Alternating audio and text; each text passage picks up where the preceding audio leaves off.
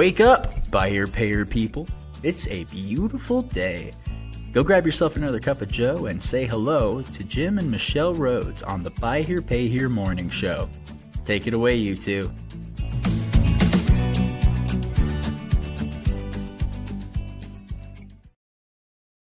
Hey, good morning. Good morning, Michelle. How are you? You know, I'm pretty good so far today. You? Good. I'm doing well. Yeah. Thank you. Why are we so dang formal? I forgot the show was starting, I think. Okay.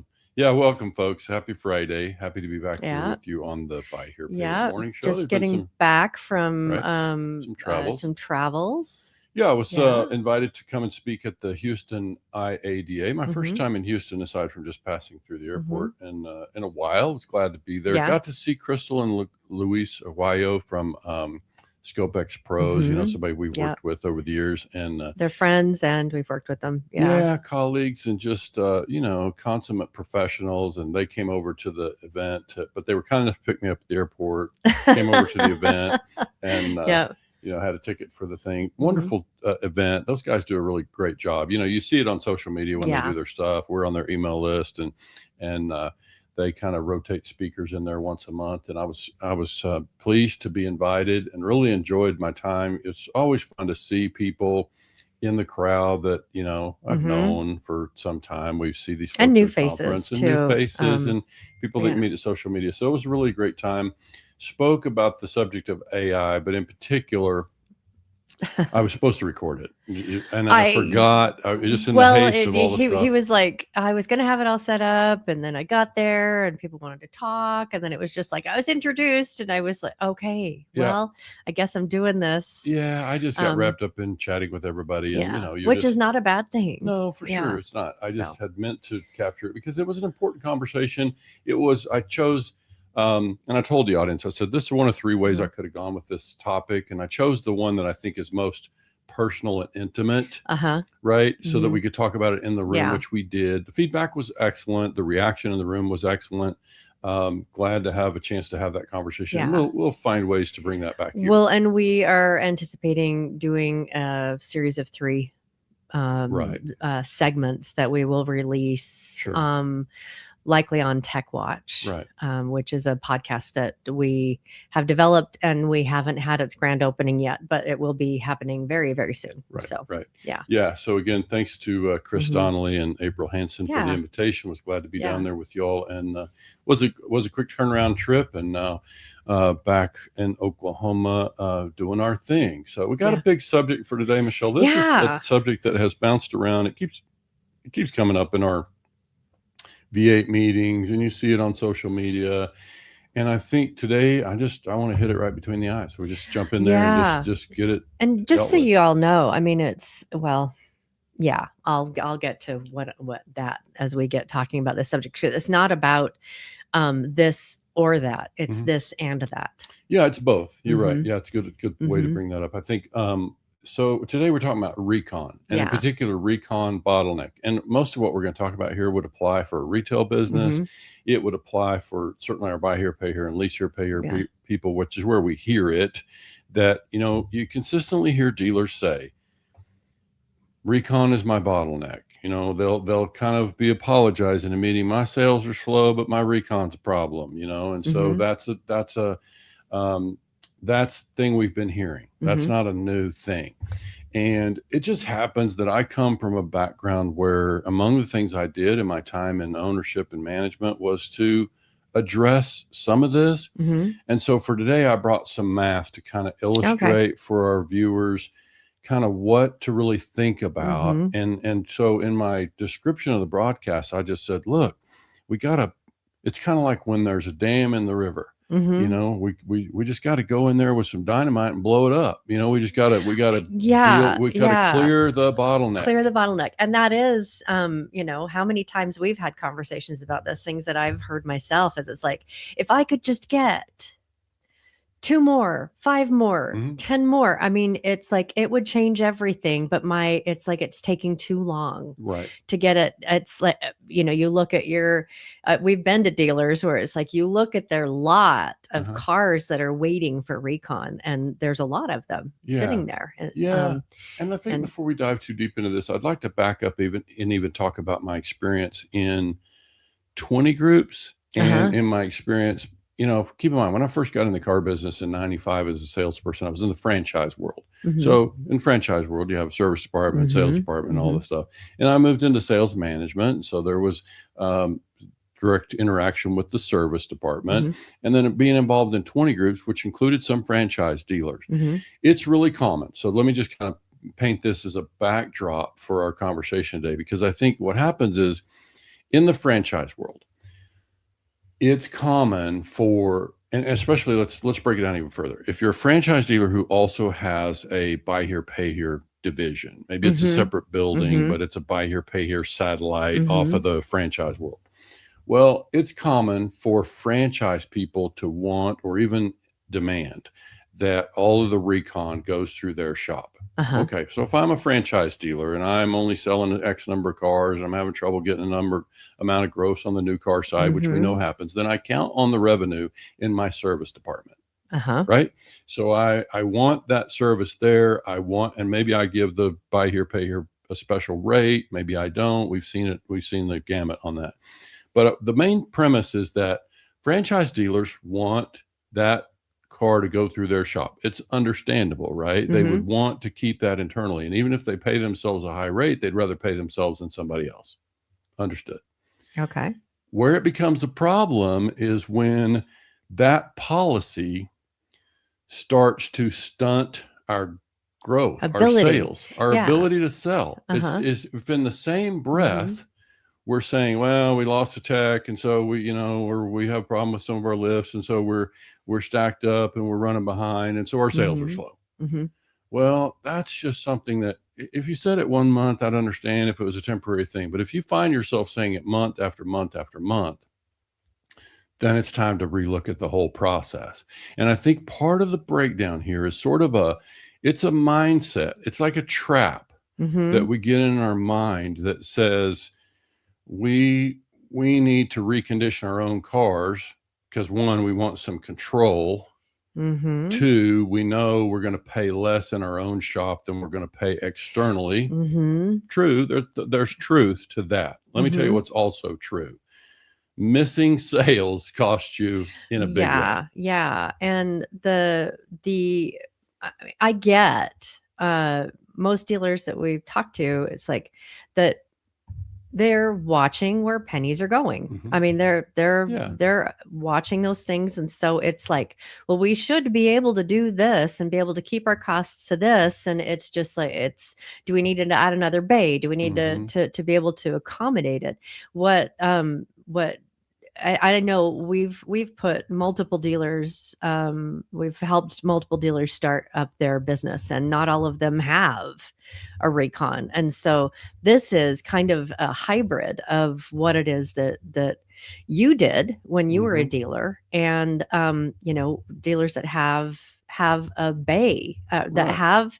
have people there to work on their on getting things ready for the front line. And I think there's a couple of elements in here too. I that I hope that we get weaved into it is, um if you're going to do your own recon, are you also doing customer repairs? I'm glad you brought that up. Yeah, I had thought about that earlier. Yeah, because that will be one of the quickest ways to slow down what's coming out of recon. Yeah, It and just will. I'm glad you brought that up. Let's talk about that on the front. I've got numbers to share, and I would encourage Mhm. people to hang in here because the numbers that we're going to talk about today are going to be extremely relevant. They're tied Mhm. back to our V8 dealer groups. I've actually Mhm. got data through April. We're recording this in Yeah. mid May, so we're actually working off very fresh 6-month averages. We got real numbers on selling prices and gross and cost of car and all that stuff.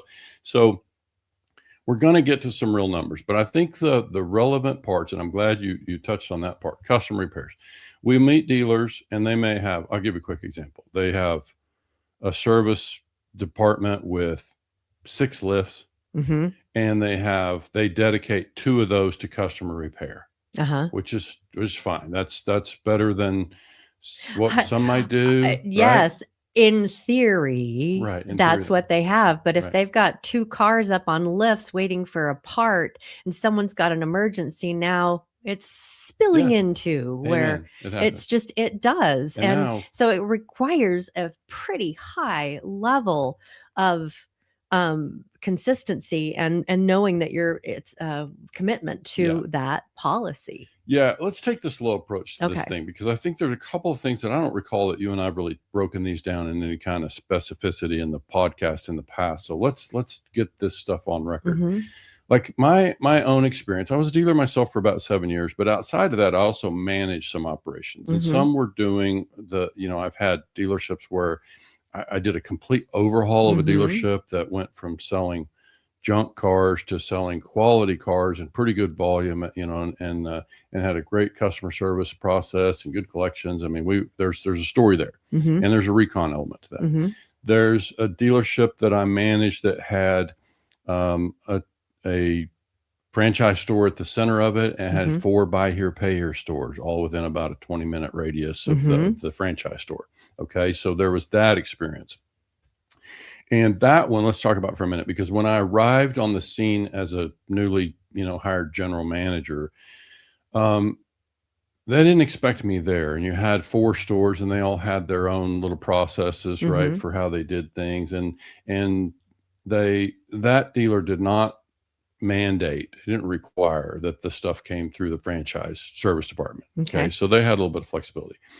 But there was a scenario where when I showed up, there was one shop, and keep in mind, all 4 of these lots are really underperforming in terms of volume. Mhm. They're doing, they're selling 6 to 8 cars a month or whatever, and they're in good markets. They should be selling much more. Mhm. And one of the things I identified was the Recon bottleneck was that, we had one shop, for example, or one location where the dealer themselves insisted that all the stuff go to this one mechanic because he trusted this one mechanic. You're grinning because you know the story. I know the story, but I also know the layers too. Yeah. I mean, that's like a whole nother trap, isn't it? It's a whole nother trap. That's a good Yeah. point. Yeah, we can break that whole thing down. But I think the relevant part of this one is that manager Mhm. who that manager was insisting that all of the Recon go to that one Okay, so building. this is a different layer. I'm remembering the story now. Let's don't even say where it was. Yeah. I don't. There's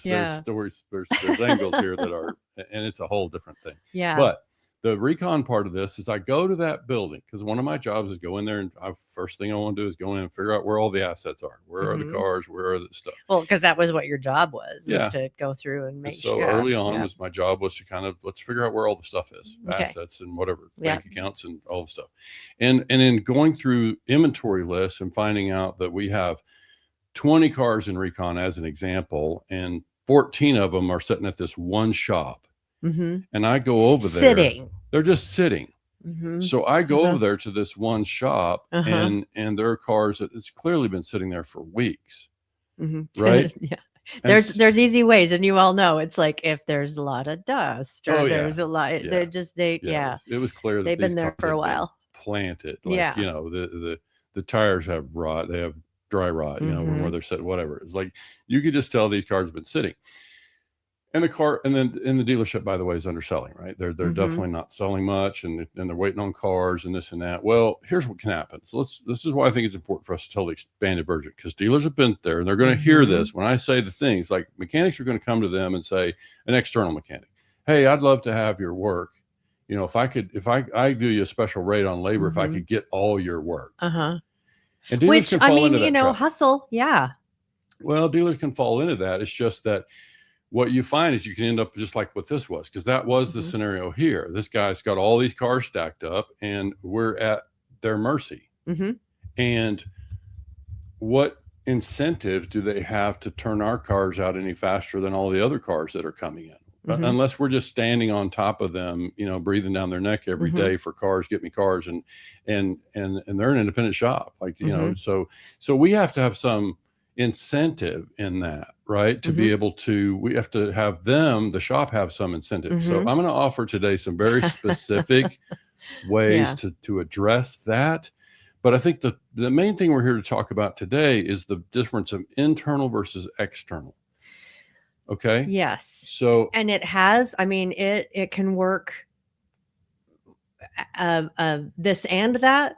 It can work this or that. Right. I mean, that they can work as long as you have policies that are keeping inventory flowing. Right. Yeah. So I'm going to talk about exactly how we solved that thing. And not everybody was happy, by the way, in the deal, except the dealer principal who owned all 4 locations, because suddenly sales volume went up, right? And business started happening. And so we did solve that problem. And so I think it's important for people to tune in and stay with us, because I'm going to share with you exactly how we solved that.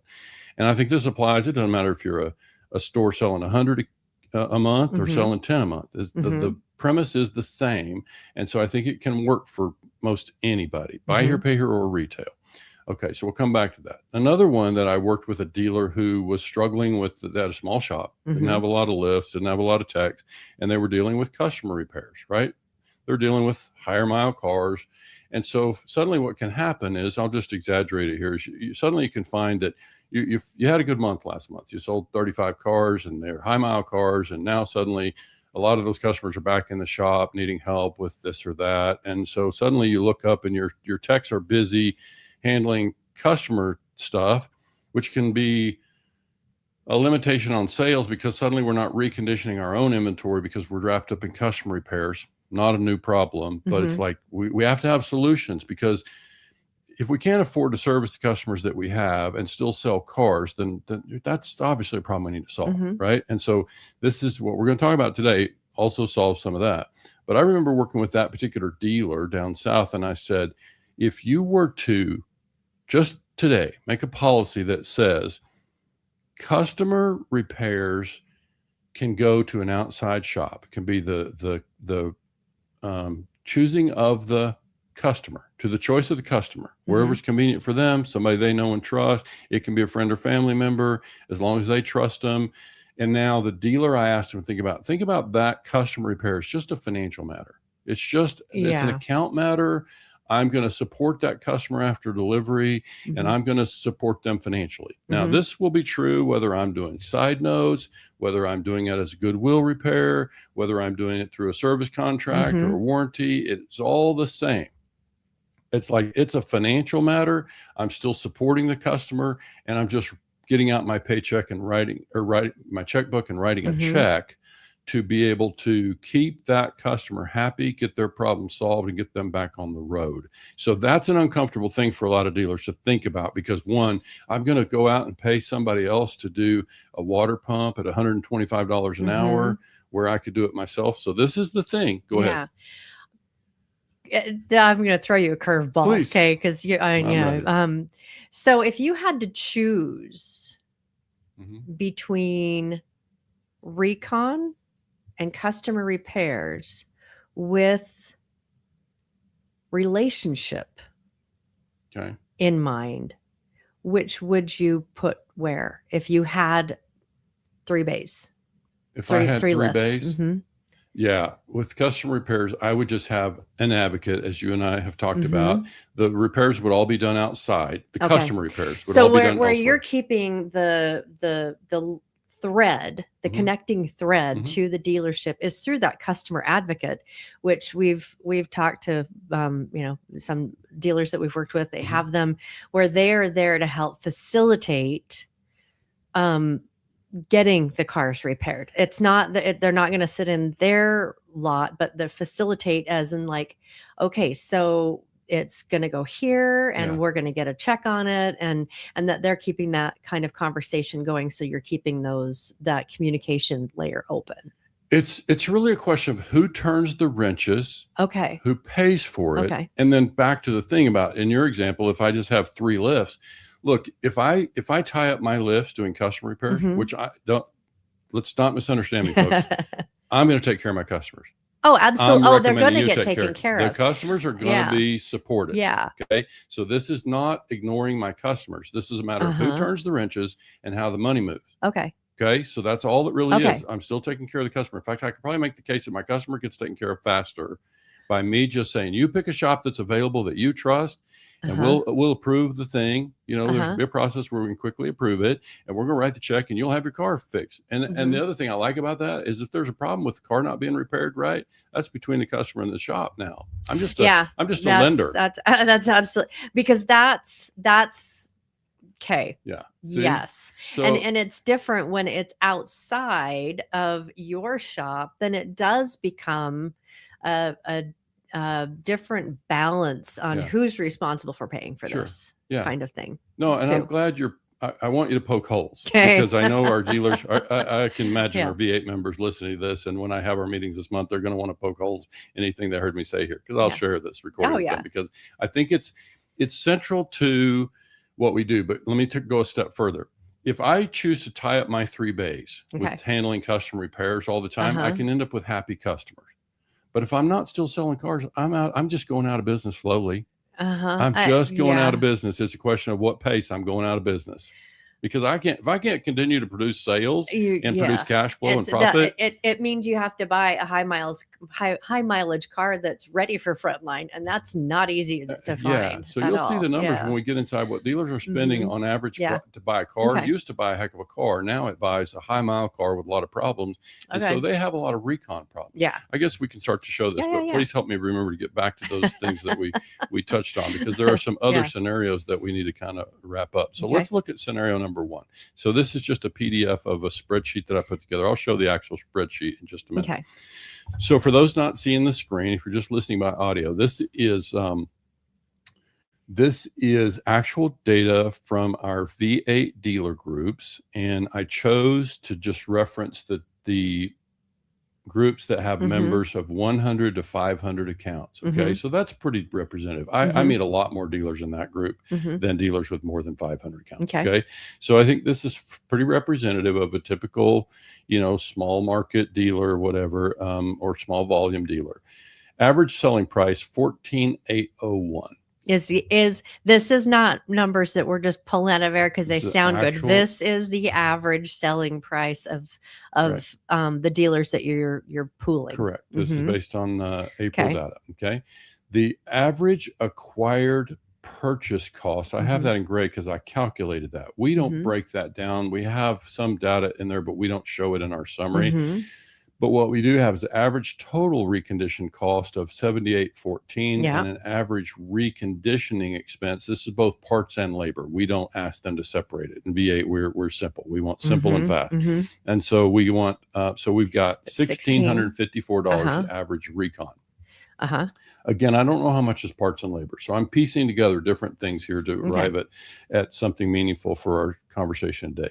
That means an average gross profit comes in at $69.87. Call it $7,000. And for those of you who are not buy here, pay here dealers, or those of you that are new to buy here, pay here, that sounds like an awful lot, but there are averages of people that you don't collect the entire thing because there's you're shipping you another car or any number of things. The dealer's taking a tremendous amount of risk. They do take a lot of risk. Financing a customer who hasn't shown a lot of financial responsibility in the past. They're putting actual cash at risk, and so they need to make a substantial profit for that risk. Okay, it's reward to risk is what I talk about. The average payment came in at $521. This is on cars that were sold in that 6-month period. So average payment across all customers and all dealers was $521. So now what I did is I had to back into how much the recon that we show above of $1,654 is labor. And I had to back it way down. I think it's much higher than this, but let me explain before we get there. If that was all labor or if that's just labor. So let me kind of go through all the stuff. Because I didn't have a choice here. I don't think I can to make it relevant based on all the information we have. I did a poll a while back and I asked dealers, and we went into the retail group and kind of polled dealers, and what was coming back was an average of about 6 hours of shop time per car Okay. sold That or per that car per sounds unit. that sounds reasonable. It sounds high to me, but that's it's 2026 versus when I was a yeah. dealer. Well, especially if you're keeping your pricing the same Right. as it was before COVID. Yeah. That Yeah. doesn't that because the car costs have gone up, but people can't afford a And more because expensive costs of payment. car have come up, Mhm. this dealer's spending an average of $6,160 to buy a car at the sale. Mhm. And that sounds like quite a bit of used car, but I'm just telling you, in today's Not prices, today. you're buying cars with miles and problems and maybe some light body damage, and Uh-huh. you're getting some cars with that They're need some real help. a lot of times they're not the prettiest cars that are Yeah. coming through Yeah. the auctions. Yeah, So or yeah. so obviously Mhm. the tech, because we don't differentiate between body, mechanic turning wrenches or a body Mhm. shop, spraying Mhm. paint.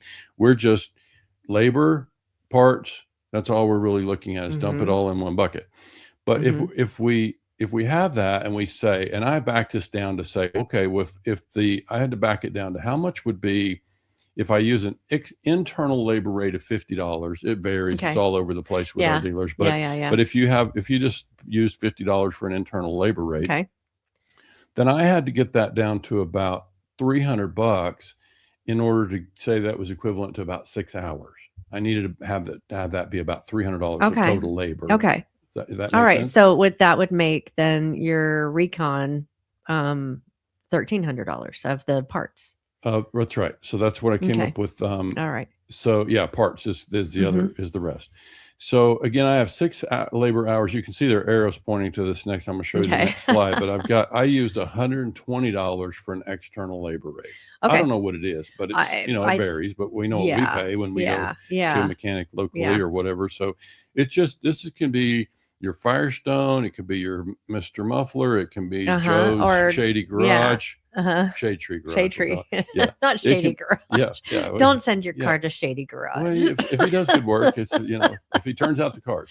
So here's Yeah. the thing. When I go to this next Okay. slide, what you're going to see, and we may have to reposition our screen here a little bit, Michelle, because this is smaller because it's just a larger version of the same screen.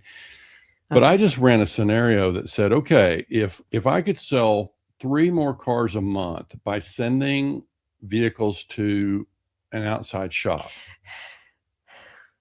Keep going, because Okay. it's just like I can feel puckering Yeah. at this. Yeah, just dealers like, don't want to pay $120. They feel like they ugh. can't pay $120 an hour. I Yeah. get it. Yeah. Mm-hmm. But I'm starting to lose patience with it, frankly. This is why I'm saying we got to hit this thing between the eyes. It's like this math is just, you can't really hide from this math. And math doesn't lie. It doesn't. Yeah. So now back to, if I do 3 extra sales a month, Mm-hmm.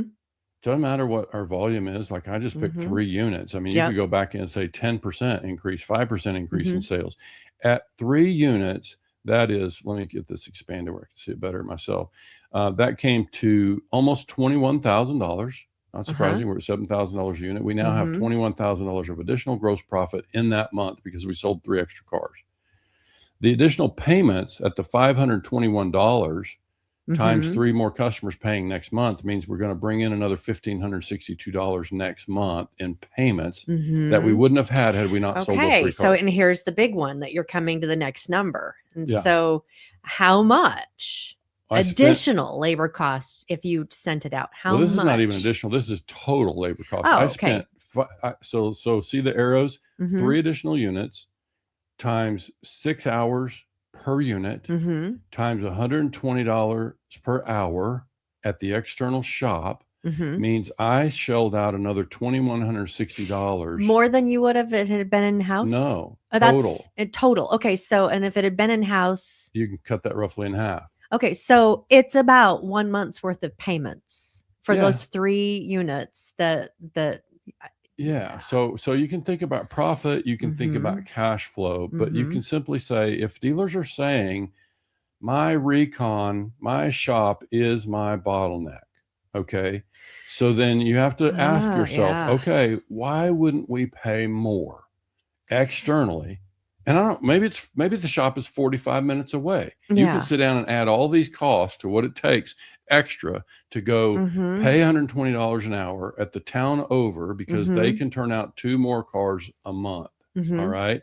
And so let's keep it simple here. Let's go back now to the story about how we solve that. And I guess let me finish this math. And I we'll take it do off the have a screen. quick question. Sure. Slava Mhm. asked, include details in the vehicle.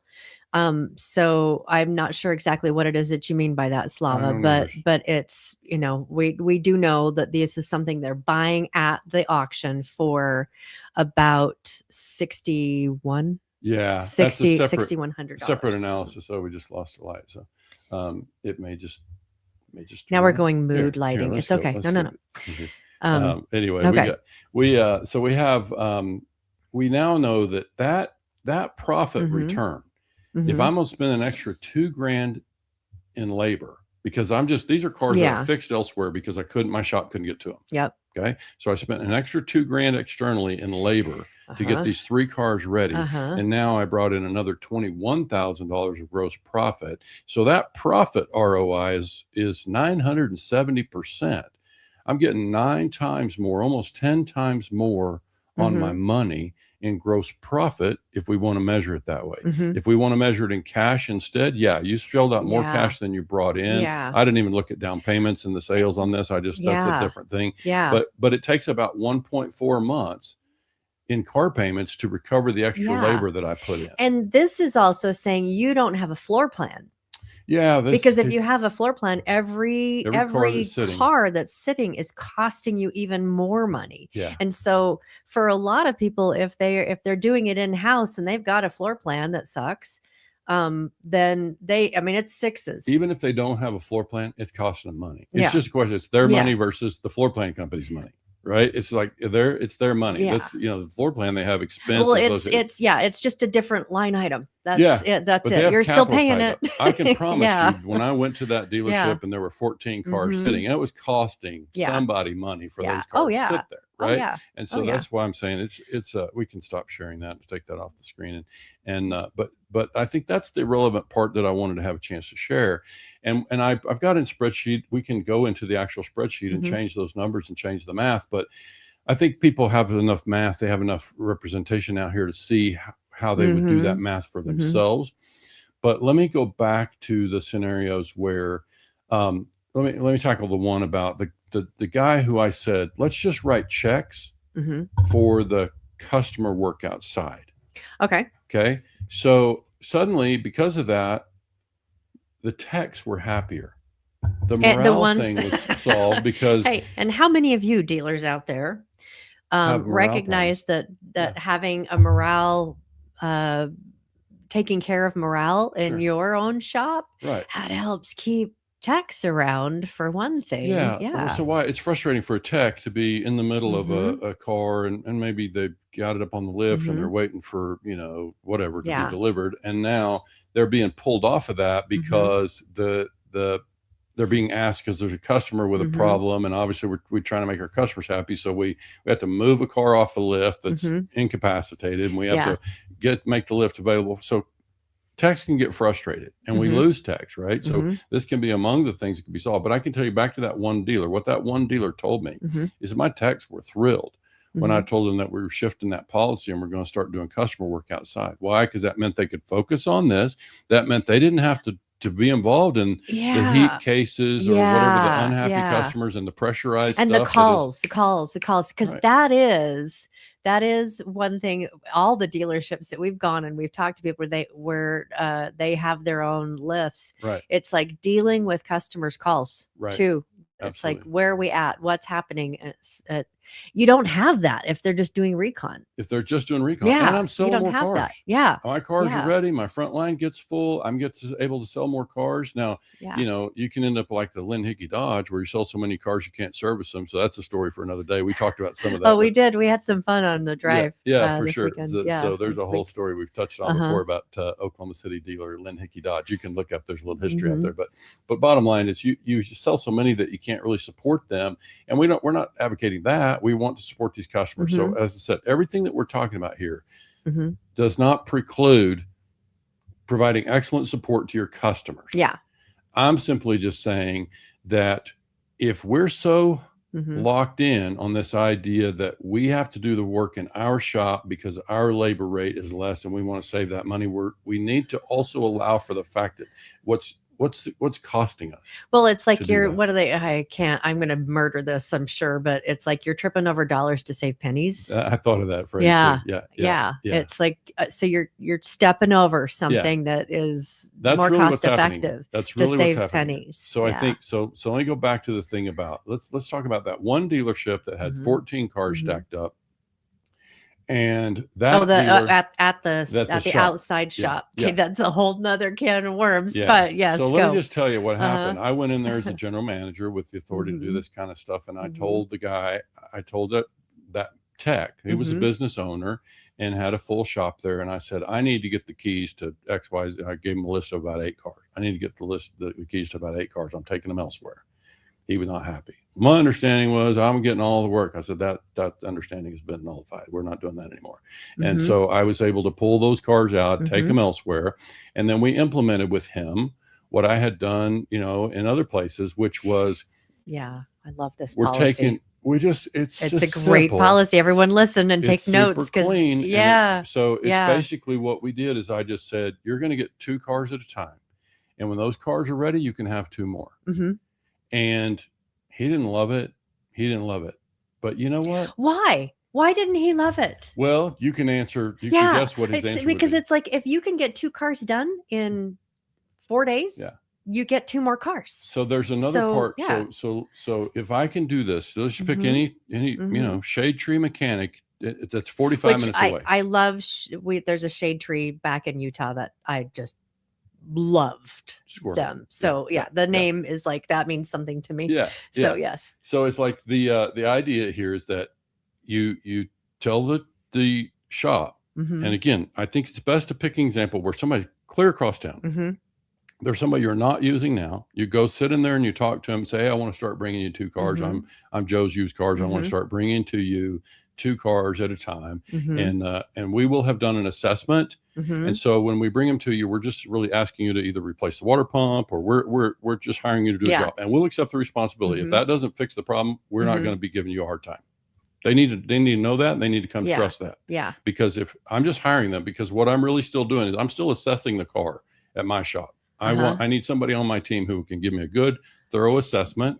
That can say, here's your hit list. Yeah. Go. And we Yeah, need that we've thorough. done. Yeah. Like, again, I think we're going to run long here Yeah. this morning, but I think some of this stuff is important to get recorded because I think this is the stuff that in my own work, we definitely solve some of this stuff that I'm hearing dealers talk Mhm. about. And I think I'm going to tell them exactly how to solve it. Mhm. Okay. So you go in there and you just tell them, look, I'm going to bring you 2 cars. I'm Mhm. going to hire you to do this job. Mhm. And I can either supply the parts or use your parts. Some of them want to mark up their parts, whatever. You just work with them. But it's like, my approach would be this. And again, I'm picking a shop that's 45 minutes away. Mhm. And so I'm going to go over there and I'm going to bring them 2 cars and I'm going to say, we want to hire you to do this job. Let's Mhm. talk about how you want to do parts. You use Mhm. your parts, whatever, or we charge them on my account and get them delivered to you, whatever. We're going to work that out. But then when you get them done, I'm going to come pick them up. I'm going to bring you a check and I'm going to bring you 2 more cars. Mhm. Okay. Mhm. And I can promise you that shop over there, especially the ones that are outside of town, they're a little bit slow. There are shops out there that are hungry for this work. Everybody talks Oh about gosh, shops are yeah. busy, Yeah. but not everybody's this busy. And if this Mhm. guy is slow Mhm. and they can only turn out 2 cars a month, that's 2 cars I wasn't getting anywhere else. Oh, they were Yeah. just going to sit on my asphalt Yeah. anyway. Yeah. And so they weren't going to get done. And we deal with dealers that have very small amount of asphalt, Uh-huh. and so this I is think that's a okay. solution for Turn it. that as well. Is like You don't need a ton turning. of asphalt when you're turning. No. You do Yeah. not need a ton of asphalt. So what you're doing is you're sending these cars to another shop. Mhm. Now, initially, and I can tell you, we had one that I worked with a dealership group that I overhauled, and Mhm. we just completely reworked that thing, rebranded it all, new Mhm. location, new people, and just kind of completely overhauled that thing. Mhm. And one of the things that we settled into was we got the best shop in town. Everybody said they're the best. And they started making a priority of our work. Why? Because our checks were good They knew that if they turned their They're quick. invoices in by 5 o'clock on a Monday, that they got paid by noon on Tuesday. Every time. We made sure they had their check every time on Tuesday by noon, and they got to liking that. They got to liking that. That takes, it's like discipline. Yeah. As a dealer, are you disciplined? Discipline is a big deal, but are you disciplined to do that? Because it will pay dividends. And what you can do is the same thing I did with that shop. When I went in there, I didn't say, hey, I got a lot of volume over here. I want a better labor rate. Nope. I went in there and I said, I'm going to bring you 2 cars. And when you finish them, I'm going to bring you 2 more. Yeah. And I paid their rate. And I continued to pay their rate, and I continued to write them a check every Tuesday morning, and they were thrilled. And then one day I went in there and sat down with them after we had started doing a pretty steady volume, and then we talked about a labor rate. See, okay, now that's something that you've encouraged dealers that are new to this, is like, don't negotiate the labor rate. Give them at the beginning, give them what their labor rate is. And as they see, and they can start to trust, because we are in the trust business. This is the white hat way. It's like, you can trust this is going to be happening. That's when and I love that, because it's like, okay, then they can start to run their numbers and go, this makes a lot of sense. After you've done it for 2 or 3 months, yes, I've been paying a higher labor rate, but suddenly I'm getting a lot more cars reconditioned. I'm selling a lot more cars, and I can go sit down with Mike. I'm gonna call Mike and I'm gonna say, hey, I'm gonna bring your check over on Tuesday at lunch. Can I bring sandwiches for you and your whole team? And would I be able to sit with you for 30 minutes and talk about this? Amen. Right? Amen. And I sit down with them and I say, okay, so can we talk about this labor rate? You can now see we're going to do a lot of volume. You can see that our checks are going to be good every Tuesday morning without having to say all that stuff out loud. He knows that. And so we're able to just negotiate a rate. And maybe we renegotiate every 6 months or whatever. But I'm saying, even you just saw, even if I have to pay the $120 an hour, I'm still ahead. I'm still doing sales that I wasn't doing before. Yes. Right? Yes. And so I'm still using my shop, and I'm still running my shop at full capacity. Right? And I'm using my shop to do assessments, and I'm letting my shop cherry pick the jobs.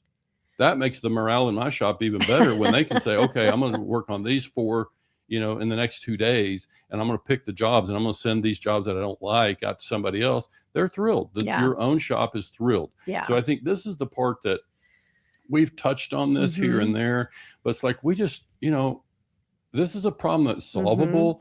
Now, in your market, you may have to drive a little bit, and you may have to have a driver that goes, you may have 2 drivers that go drop off, pick up, drop off. Let me tell you what else happened. Though. These techs and these mechanic shops, they would start to get to the place where they were hungry enough. They'd say, hey, we got 2 people. We can drive them over to you. They're if you done. Have 2 more ready. Can we drive them over? So they would drive them over. No you can cost even to us. negotiate that with them after, after doing it for a little bit. There are a couple of pitfalls. Okay. Well, one, you'd mentioned pay their rate.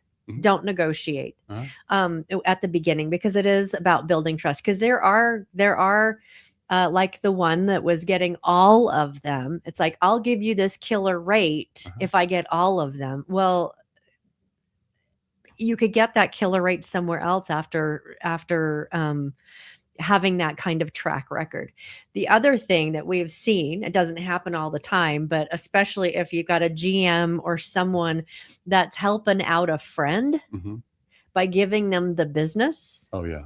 You want to be like, we talk about theft. We talk about a lot of that. Just be really careful that it's not an under the table deal. Yeah. Because that does happen. Yeah. And but I'm not saying that happens with everyone, but just be careful of that kind of thing, because that's just a pitfall in taking it outside of the dealership. But the benefits of doing that far outweigh the risks or the cost. Yeah. And you described a lot of it is solved if I'm doing my own assessment. You become vulnerable when you send a car out that needs 3 hours of labor, and the shop over there says, well, it actually needs this, and that's 5 hours of labor or whatever, or they're just charging 5 hours worth of work when it really just needed 3. So the key, really, from my mind, a way to limit what you're talking about is to make sure we have a good, thorough assessment on the front end. And look, I've been there, and I've told shops, and when I take it in the past, I've got a car that it's not running. Like it's got an engine problem. I can't drive it. Well, until I get it running and get it out on the road, I may not know that it's got a front wheel bearing that also needs to be replaced, or a CV axle or something. Mhm. I'm not Yeah. going to know that until I can actually drive. I get that. That's my risk. I'm taking that chance when I step into it. This is why I said one of the words I used early was an accurate and thorough assessment. Because there's another one that's uncomfortable, and this is almost a whole separate subject, Michelle. We never have to recon the car. Dealers Oh buy my these cars. gosh. You Oh never my gosh. have to Oh my fix it. gosh. And that has been like, Yeah. it's been a curious thing to me where I will see that it's like they want it to be off the line perfect. And it's a used car with a Well, lot of miles. And for sure. Jack Carter, one of the Uh-huh. things that I really enjoy, I love how he does a walk around a car a lot Yeah, of times. good. And he will point out every scratch, You mean every when he's dent. selling it, when he's putting it When he's online. putting it on, when he's Yeah. putting it out on his Yeah. front line, he will talk about Disclose. this. It's got this, it's got this, it's Uh-huh. got this, but it runs well Uh-huh. and it blows cold. Yeah. That's it. Okay, good. And so Good. it's like if it, you can leave a dent in the side Yeah. panel, you can leave a crack in a bumper if you need to. You can leave something that is not exactly perfect on the interior. Yeah. I've watched dealers like repair leather, Uh-huh. and it's because they want it off of the Again, a it's different crazy. subject for a Yeah. different day. The Wow. part that I was referring to when I say you never have to recondition it, I'm saying you never need to write the first check to spend to even detail the Yeah. car. Yeah. You probably would be beneficial to recondition or to detail the car and send it back to the auction. But what I'm really saying is if you get a thorough assessment on a car and you say this car, and be disciplined about it, you can say, I have a maximum reconditioning policy of X. It may be labor hours, it may be $2,000, whatever it is.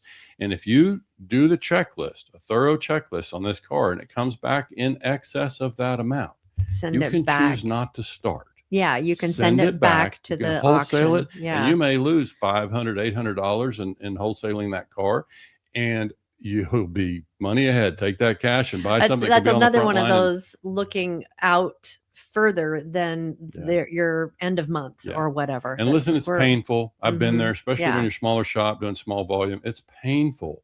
You made a mistake. And so own it. Don't make a second mistake, because I made a mistake. I bought a car. I paid too much for a car. I overlooked some problems. Okay. Yeah. Don't make a second mistake by now throwing a bunch of money into that car. And now you look up and you have a lot of money in it. You've got 3 weeks in, 5 weeks in, this car's still not on the lot. It's like these are hard things to measure, but it's a real direct cost to your business. It's stunting your sales, and you see what you're missing in terms of gross profit by not addressing those things. I think it's just important for dealers to get comfortable with this idea that, get a thorough assessment, spread the work around, go find the shops. Yeah, it's not easy. Yes, you're going to spend more to get them to do the work, but you're going to have more cars available for sale, and you're going to sell more. Yeah. And so this is the part that we just got to kind of let go of some thinking that has us trapped in this idea that we have to run every car through our own shop. And in reality, you don't. Yeah. Well, and we're kind of wrapping up the topic today, but if you need help, please feel free to call or text 903-816-0216 or reach out to Jim at jim@whitehatway.com. Sure. That's Yeah. I can't tell you how many times Jim will just answer a question too. Oh, sure. But just holler at me. I just feel answered free. a bunch today. We did, right? Yeah. Or Yeah. send us, hey, that's another idea. Yeah. Send or text a topic, something that you would like to see us talk about, or my phone number's still right there on the screen. You can tell me, Jim, you're wrong. 903-816-0216. Send me a note, say, Jim, Right. you are Well, you wrong. can if you do a comment on the streams, but No, it's okay. that's all okay. I'm always open to dissenting viewpoints. So Yeah. All right. Great conversation. Thank you so much. It was fun for me too. Good. Good. Got that out there. So it's Friday, everybody. Enjoy your weekend. I know a lot of you guys are going to be on the lot, and we know that you make a choice to listen, and we really, really appreciate your time and consideration. So I hope everybody has a fantastic rest of your day, and we will see you next week. Enjoy your weekend. Thanks so much.